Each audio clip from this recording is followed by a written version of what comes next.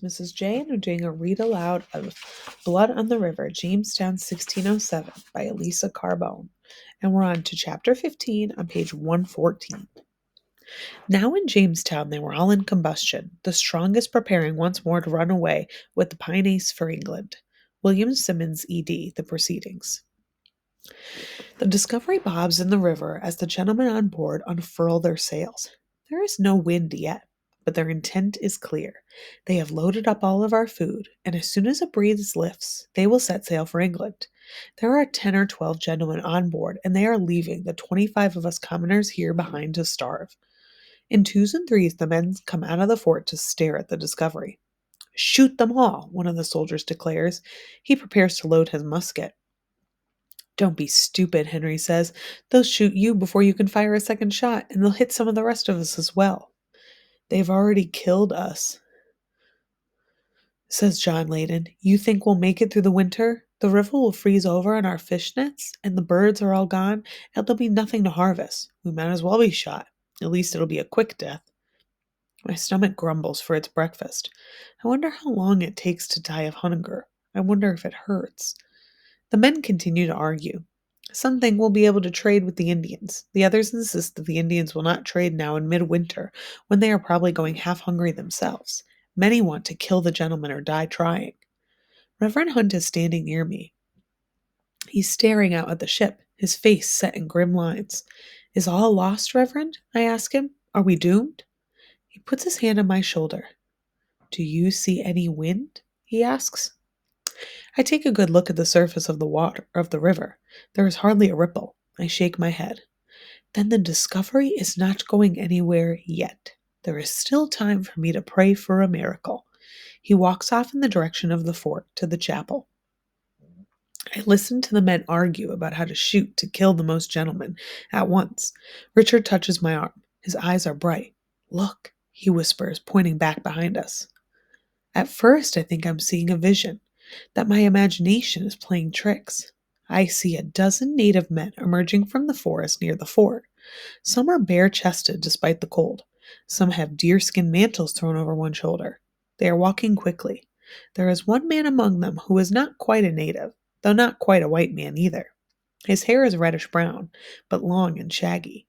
He's wearing a deerskin mantle, and also slops and shoes. Suddenly, it is as if my eyes clear, and I know who I am seeing. Captain Smith! I cry, and I run full speed to greet him. Everyone starts clamoring at once. They're leaving us. They've stolen our food. We have no stores left. Those no good lazy gentlemen will starve. Where have you been? Captain Smith holds up his hand to silence us. Help me with the cannons, he orders. We follow him to the fort, and our soldiers work to unload the cannons and aim them squarely at the Discovery. Then Captain Smith marches down to the water's edge. Halt or be sunk, he shouts. Disembark at once or die. We watch the gentlemen on board the ship huddle and talk. After a few minutes of conferring with one another, Master Archer shouts out, Where are Janoo Robinson and Thomas Henry? Captain Smith shakes his head.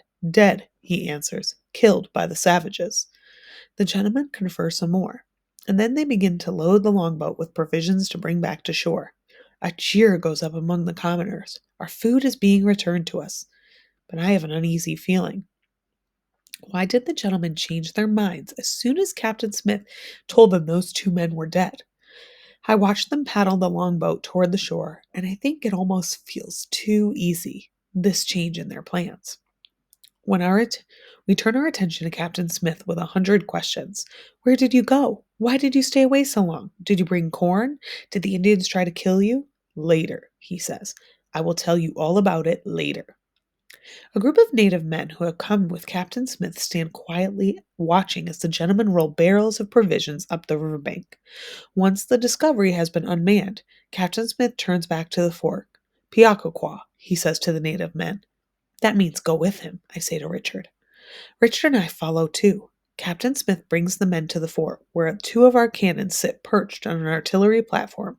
He speaks to them in Algonquin as best he can. Here, guns, I promise to great Powhatan. You take to him. My jaw drops open. We are forbidden to give the Indians muskets or swords, but Captain Smith is going to give them cannons? The Indian men gather around one of the cannons to lift it. They strain, switch positions, team up, push and pull with all their might. Their faces turn red. Veins on the top of their necks stand out, and sweat. They sweat despite the icicles hanging from the trees. I glance over at Captain Smith and see that he is stifling a smile. I give something easy for carry, he offers. The would be cannon carriers look relieved. They finally leave with handfuls of intricately colored glass beads, some bells, small mirrors, and a large copper pot. I wonder if the great Powhatan will be satisfied with the switch. Now will you tell us where you've been? John Layden asks. Did you really meet the great Powhatan? I ask. Can't a man get breakfast before he has to give an oration? Captain Smith says. Richard and I find a half barrel full of some corn and cook up the large pot of hominy. After breakfast, we keep the common cook fire going so we can warm ourselves while Captain Smith tells his story. Most of the common men come to listen. The gentlemen are, again, nowhere to be seen. Are they off sulking like scolded dogs, I wonder? Or hatching a new plan? But once Captain Smith begins his story, I don't give the gentleman another thought. 200 savages came upon me, he says. They captured me and took me prisoner. They paraded me from one village to another, and at each village there were ceremonies and dancing, with dancers painted red and black like fearsome devils. And there was feasting, lots of feasting. I was sure as soon as I was fat enough they were for their liking, they would kill me and eat me. I thought the Powhatans were not cannibals, I blurt out. Captain Smith shakes his head. I didn't think so, but why else were they fattening me up? He raises his eyebrows at me. Finally, I was taken to the village of Werowocomoco. I was presented to the Washenakakok, the great Powhatan himself. He sat on a throne covered with a large robe made of raccoon skins with the tails still on. All around him sat his court, upwards of 200 men and women, their faces and shoulders painted red, and crowns of white bird feathers on their heads. Then they had another feast, and 2 large stones were brought in front and placed in front of Chief Powhatan. Captain Smith pantomimes lifting 2 heavy stones. Suddenly, 7 or 8 warriors jumped up from their seats and seized me. They dragged me over it and forced my head down on one of the stones. 3 warriors stood over me with heavy clubs. They raised the clubs ready to bash my brains out. I suck in my breath. Henry looks at me and rolls his eyes. Well, they didn't get his brains bashed out, did he says. I glare at Henry and go back to listening. There was no way for me to escape. With so many men holding me down, I could not even move. Captain Smith says, I prepared to die. We are all silent, waiting for the next turn in his story. Suddenly, I heard the voice of a child begging for my life to be spared. But Chief Powhatan refused the requests. He declared, no, the Englishmen will die. Then I saw who had been speaking. It was a little girl, about 9 or 10 years old. She came running over to me. She ignored the warriors with their raised clubs. She gathered my head in her arms and laid her own head down over mine. The warriors could not strike a blow now without hitting her first. We are amazed by what we have heard. After a moment, Henry breaks up the silence. Oh, I don't believe it, he says. You made it all up, did you? Captain Smith is on his feet in a second. He catches Henry up by the front of his shirt. That little girl has more courage than you will ever have, and don't you ever call me a liar again. Henry cowers. Yes, sir, he says. I want the story to continue, but just then President Radcliffe, Master Martin, Master Archer, and a few of the other gentlemen come crowding into our circle. Several of them grab Captain Smith and hold him fast. We are too stunned to do anything. What is going on here? Captain Smith bellows. He thrashes at the men, but they jerk his arms behind his back, tie his hands together, and clamp chains around his ankles.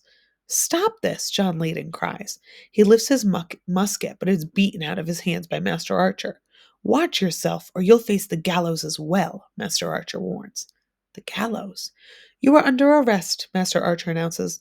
The law of Levictus states an eye for an eye, a tooth for a tooth, a life for a life. You are responsible for the deaths of Thomas Henry and Janoo Robinson, as they were in your care. You will now pay with those debts with your life. Your execution will be at sunup tomorrow. Captain Smith struggles, but he is tied so tightly by hand and foot that he can hardly move. "You're mad," he cries. "There is no English law that makes me responsible for those deaths." But the gentlemen don't listen. They drag him away, chains clanking. Rage bubbles inside me. Without thinking, I snatch up a rock and hurl it straight at the back of Master Archer's head. Master Archer howls. He grabs his bleeding scalp and turns and looks at us. I stood there, seething with anger. I feel the old urges, the desire to punch and rip, to see blood before my fury is spent. Captain Smith's voice speaks in my head. Learn to channel your anger, Samuel, and it will become your strength rather than your weakness. I know what they are doing, Henry is saying. They'll kill Captain Smith and then they'll go ahead and sail away and leave us to starve. Channel my anger? No. I can't stop myself. I run at Master Archer. I will knock him down and pummel the snot out of him.